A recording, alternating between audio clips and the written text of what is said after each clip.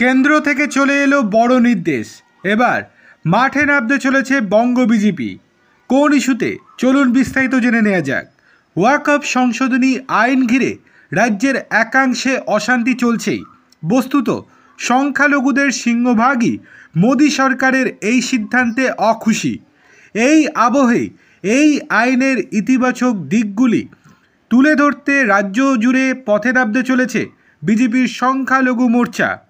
দলের কেন্দ্র নেতৃত্বেই সংখ্যালঘুদের ওয়াকফ বোঝাতে আসরে নামছে বিজেপি। বিজেপির দাবি, তুষ্টিকরণের লক্ষ্যে মুসলিমদের ভুল বোঝাচ্ছে তৃণমূল সহ অন্যান্য বিরোধীরা।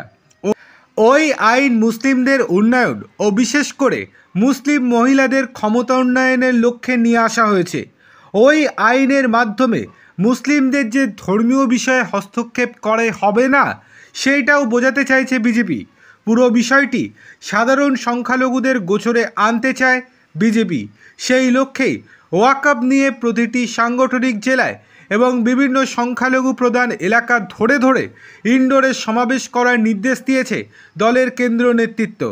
ওয়াকফের সুফল বোঝাতে কেন্দ্র স্তরে বিজেপি ইতিমধ্যেই একটি কমিটি গঠন করেছে। জেপি নাড্ডার নেতৃত্বাধীন সেই কমিটি দ্রুত বঙ্গে আসতে চলেছে।